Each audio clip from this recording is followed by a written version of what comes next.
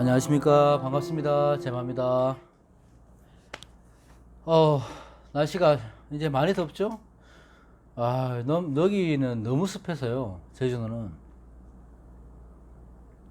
제주도 와서 처음 맞는 여름이잖아, 저는요.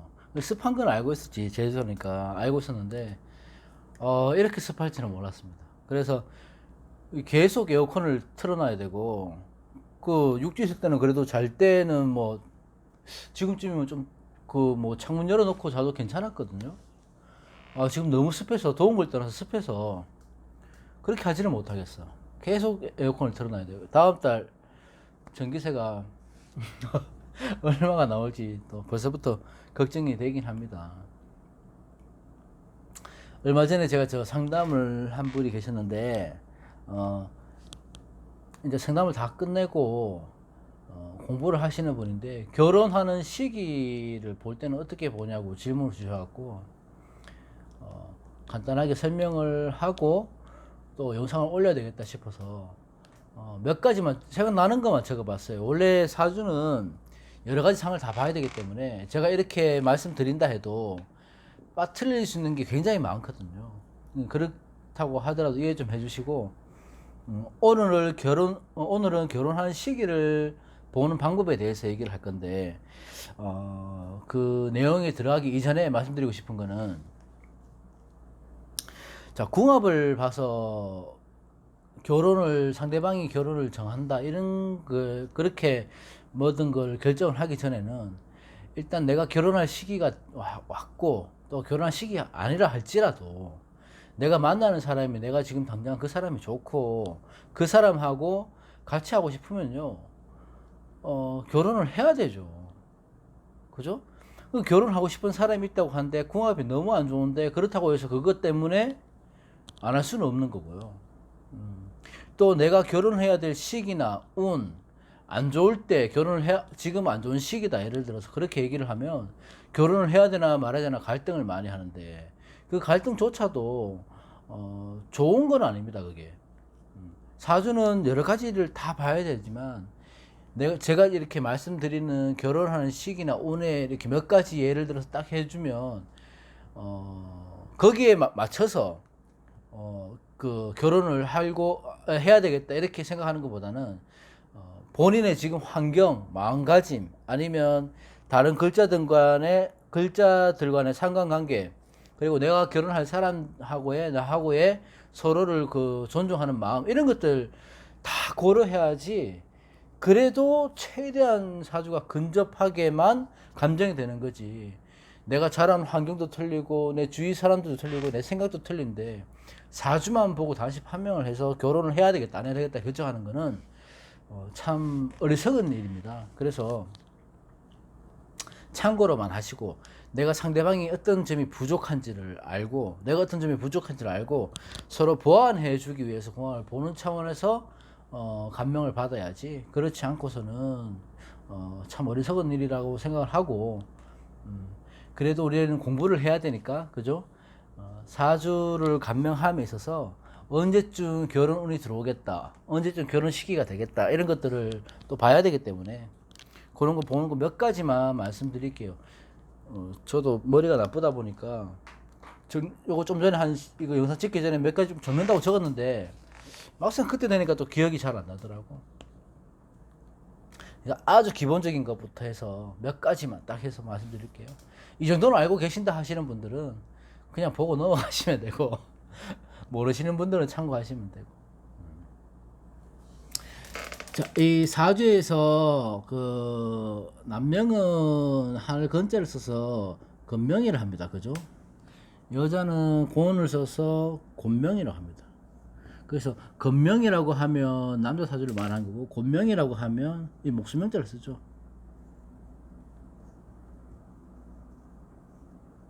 여자 사주를 말하는 건데 남자 사주를 봤을 때 결혼하는 시기를 볼 때는 제일 첫 번째는 뭐겠습니까? 당연히 재성이죠. 내가 재성의 해가 들어왔거나 운에서 관성의 해가 들어왔거나 대운도 포함됩니다. 대운은 너무 포괄적이기 때문에 일단 세운으로만 본다면 재성의 해나 관성의 해가 그 재관과 합의될 때, 그럴 때는 이제 결혼할 운이 많이 들어오는 거죠. 기운이 세게 들어오는 거죠. 여기서 재간의 합이라는 것은 지지도 되고 천간도 되는 겁니다. 지지도 되고 천간도. 그리고 이 간합이 될 때, 천간의 합이 될 때 합화하는 오행이 관이나 재성이 지지를 남명입니다. 관이나 재성이 뭐 여명도 포함되죠. 여명은 또 관으로 보니까 남자는 왜 관이나 재성을 보냐면 재성은 당연히 부인이고 아내고 관성은 자식이기 때문에 관재성을 보는 거고요. 관도 보기도 합니다. 그러니까 그 오행이 재성의 지지에 뿌리를 둘 때, 그러니까 예를 들어서 금일간이 있다. 예를 들어 정금일간이 있으면 천간에 정화가 이렇게 있습니다. 이거는 다 봐야 되지만 우리 예를 들기 위해서 말씀드리는 거예요. 만약에 이렇게 구성이 되어 있으면, 자, 이렇게 되면 임수가 만약에 운에서 들어왔다. 그러면 정임한목이 되죠. 그죠? 정임한목이 되죠. 근데 여기서 예를 들어서 종묘울이다. 예를 들어 그러면 정임한목이 돼서 금극목에서 재성이 힘을 받잖아요. 여기서 뿌리가 들어왔을 때, 통근이 될 때, 이럴 때는 결혼할 수 있는 기운이 강하다 이렇게 보는 거예요. 이가 가시나요?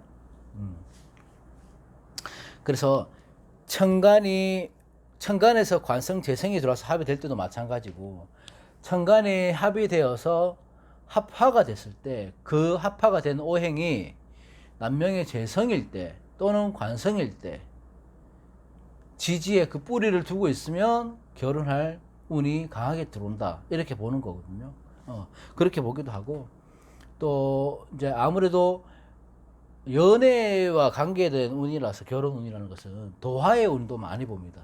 내가 도화 연애 운에도 이게 결혼 운보다 연애의 운이긴 하지만 연애의 운이 들어오다 보니까 그 연장성산에서 봤을 때 결혼 운도 되는 거거든요. 그래서 남명은 재성도화, 여명은 관성도화, 뭐 이렇게 세운에서 들어왔을 때는 연애 운도 있고 결혼 운도 있다. 그래서 내가 만약에 솔로다 이렇게 됐을 때 재성도화, 관성도화가 들어온다. 그때는 뭐 연애를 한다고 보시면 돼요. 연애 운이 아주 이성 운이 아주 좋다고 보시면 되고, 그렇죠? 그러니까 남성이나 여성이나 크게 다를 건 없는데요. 지우개 어딨지? 남성이나 여성이나 크게 다를 건 없는데 지우개가 갑자기 없어졌어. 남성은 당연하게 그걸 봤다면, 재관을 봤다면 여명은 아무래도 관성의 힘을 강하게 봐야 되죠. 여명에서는 여명의 지지에 관성이 있을 때는 운에서 천간으로 관성이 들어올 때, 예를 들면 갑신일주가 있다. 이거 그냥 예시를 드는 겁니다. 갑신일주가 있는데 작년이 경자잖아요. 만약에 경자년이 왔다. 경자년이 왔다요. 왔어요. 그러면 천간으로 관성이 들어왔잖아요. 관성이 들어왔는데 일지에 뿌리를 두고 있죠. 내 배우자 궁에. 이럴 때도 되는 겁니다. 이럴 때도. 그리고 이렇게 해서 합이 되면 저 지합도 되니까 이럴 때는 운이 강하게 들어온다고 보는 거죠. 또는 뭐 신유가 들어왔다. 그죠? 그러면 경금, 간목 입장에서는 경금이나 신금이나 관성이잖아요. 관성이 들어왔을 때 이 관성이 힘을 가지고 들어온다는 얘기예요.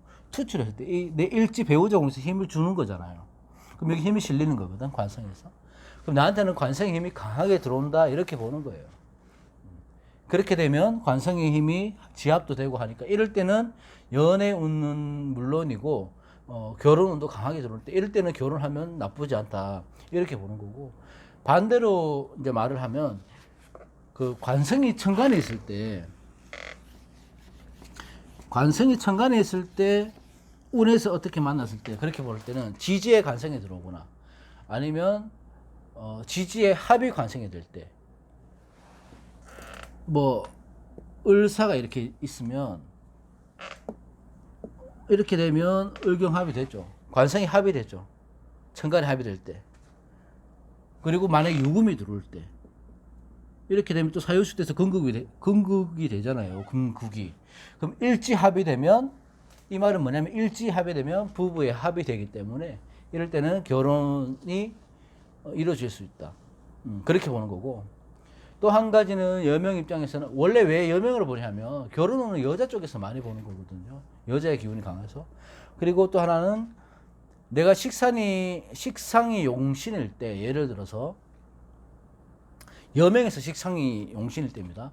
그 식상이 합을 해서 힘이 강해질 때도 결혼 운이 들어오는 겁니다. 그러니까 여명에 있어서 식상은 뭐냐 하면 자식도 되고 생식기도 되고 이렇기 때문에 아무래도 그럴 때 되면 결혼하고 싶은 마음도 강해지고, 아니면 반대로 식상이 충이 되면 내 생식기 호르몬 쪽에 문제가 될 수 있는 거고, 그죠? 그렇게 되는 거예요. 또 하나는 뭐 있었냐 하면 재성이 발달된, 그러니까 그런 게 있잖아요. 오행이 치우쳐 있는 사주가 있을 거 아니에요. 그러면 재성이 발달된 사주가 운에서 관에 들어왔다. 이 발달됐다는 거는 죄다 신약이 될 수도 있는 거고, 재성이 기운이 그 많다는 의미는 아니지만 강하게 들어올 수도, 만약 진유합금에 대해서 재성이 강하게 있다거나 신앙 제왕하다거나 뭐 그렇게 됐을 때는 관성이 돼서 재성관이 됐을 때 결혼을 하면 좋은 신랑감을 만날 수 있는 그럴 운도 있고요. 또 관성이 발달된 사주는 운에서 인성을 만났을 때는 관인상 생활에서 그 신랑이 꽤나 능력이 있고 권력이 있는 신랑을 만날 수 있다, 또 이렇게 보는 거예요. 그리고 가정적인 사람을 만날 수 있다, 이렇게 또 보는 거고, 신약한 사주는 아무래도 걸록이나 제왕제가 들어올 때, 그럴 때 결혼 운이 있고. 그러니까 지금 이거 종합해 보자면 뭐냐면, 여명은 중점은 뭐냐면, 여명은 관성이 천간에서 합의되면 그 합의된다 하나만으로도 볼 수 있지만, 그 천간이 합의됐을 때 지지에서 그 합의되는 천간의 관성이 힘이 있나 없나, 뿌리를 둘 수 있나 없나, 그럴 때를 보는 거고, 물론 천하 지합 다 포함됩니다. 지지도 마찬가지 반대고, 남명은 재성을 보는 거고 여명은 관성을 보는 거고, 이렇게도 보고, 또 지장간에 있는 관성이라면 이 관성이 투출했을 때, 간목이 있으면 만약에 관성이 지장간에만 있을 수도 있잖아요. 관성이. 그럼 이게 만약에 경금년이 투출했을 때, 이럴 때 이게 그 힘을 갖고 들어오면 경신이나 뭐 경신이나 경자나, 경자는 안 되겠네. 경신이나 뭐 이렇게 들어오면, 힘을 갖고 들어오면 결혼할 수 있는 거예요. 장관이 투출했을 때 이 관성을 피력하는, 피상하는, 극하는 오행이 없었을 때, 이렇게 관성이 떴는데 내가 장관에서 관성이 살아있는데 관성이 천간으로 떴어요. 운에서 들어왔어. 근데 병화가 치고 있다, 예를 들어 운에서. 이럴 수도 있잖아요. 뭐 예를 들자면, 예? 운에서 들어왔다고 이렇게 쓰면, 그러면 이 관성하고는 인연이 안 되는 겁니다. 결혼 날짜까지 잡아놓고도. 뭐 그렇게 볼 수도 있고요. 그죠? 여러 가지 상황을 다 판단해야 되지만 일단 우선적으로 그렇게 보시면 된다. 그리고 우리가 피해야 될 시기도 있을 거 아니에요. 조금 안 좋은 시기. 제가 분명히 말씀드린 거는, 제가 초도에 말씀드렸던 거는 분명히 이런 걸로 해서 판단을 하면 안 된다는 걸 말씀드리고, 피해야 될 시기 중에 하나는, 내가 용신을 알고 있다면 그 용신을 극한 운이나 신강한 사주가 인비운에서는 혼사가 순탄치 않습니다. 그럴 때는 식을, 뭐 혼인이든 결혼이든 식을 올리면 좋지는 않아요. 내 용신을 극할 때, 아니면 내가 신강하다면 인비운에서, 비겁태양이면 당연히 비겁운에서, 인수태양이면 인수운에서, 그럴 때는 좋지 않다, 이렇게 보는 거고. 자, 오행이 과다할 때가 될 수 있을 거 아니에요. 그러면 비겁이 많은 여명은 아무래도 남편이 바람을 필 수도 있고 유부남을 만날 수 있고 그런 확률이 높다고 하니 비겁운에는 안 좋은 거고, 식상이 많을 때 식상운에 결혼을 한다든지 다식을 놓는다든지 하면 어떻게 됩니까? 당연히 득자 부별되는 거지. 자식을 놓고 남편하고 헤어지거나 뭐 그렇게 되는 거고, 재성이 많을 때 결혼을 하면, 재성은 여명에서 어떻게 돼요? 시어머니잖아요, 육친으로 보면. 그 시어머니와의 고불 갈등, 아니면 시댁 식구들과의 갈등, 이런 것들 때문에 고생을 할 수 있으니까, 재성이 많은 여성들은 재성의 운에서는 안 하는 게 좋다. 그리고 관성이 많으면 또 반대로 보면 되죠. 그 관성이 많을 때 그 결혼을 하면, 그 관성은 남편이잖아요. 남편의 행동 거지 하나하나, 아니면 남편이 하는 것 모든 것들이 실망스럽고 스트레스가 될 수 있습니다. 결혼하면. 그래서 그럴 때는 좋지 않고, 마지막으로 인성이 많을 때는 당연히 인성은 관의 힘을 빼죠. 인수태양인 사람 인성운에 결혼을 하면 남편이 들어오면 그 남편의 힘을 빼가는 운밖에 없기 때문에 남편 노릇을 제대로 못 할 수 있습니다. 그럴 때는. 그럴 때는 모든 것들이 충족이 되고 하면 언제 해야 되냐면, 뭐 딱히 언제 하라고 말씀드리는 것도 그렇지만, 조금 만원을 하든지, 이런 공부를 해서 좀 개원을 하든지, 아니면 제가 초두에 말씀드렸던 것처럼 내가 이런 불리함을 알고 이런 것들이 안 좋다는 걸 알고 그걸 개선하고 충족시키고 보완하려고 노력하고 상대방을 배려하고 그런 마음가짐이 있다면은 뭐 결혼하셔도 되고요. 제일 중요한 거는 뭐냐 하면, 그 사람이 좋으면 결혼을 해야 되죠. 이혼은 그때 가서 생각하는 거고. 그죠? 그래, 그렇습니다. 그러니까 여명에서 관성이 굉장히 그만큼 중요하다는 거고, 관성이 없거나 있더라도 뭐 힘이 없다거나 형충을 맞는다거나 그럴 때 운에서는 사실 결혼 운을 잡는 거는 좋지 않습니다. 그래서 우리가 막 그 날짜를 태기를 받으러 가면 막 거창하게 막 이렇게 얘기하는 것 같은데, 그런 거 아니고요. 여자 쪽에서 신부 쪽에서 오면 신부 입장에서 사주를 보는 거고, 남자 쪽에서 오면 남자 입장에서 보는 거고, 이렇게 봐서 어느 쪽이 유리한 거를 봐서 그쪽이 유리한 쪽으로 잡는 거예요, 날짜를. 근데 태길이라고 해서 좋은 날 잡으면 평생 해로합니까? 아닙니다. 안 그렇습니다. 날짜 잘못 잡았다 해서 뭐 바로 이혼하면 그것도 아니거든요. 제일 중요한 거는 그냥 어차피 상대방한테 배려하는 마음이에요.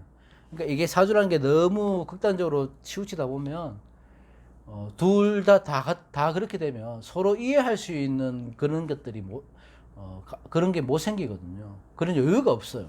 일단 내가 너무 힘들기 때문에.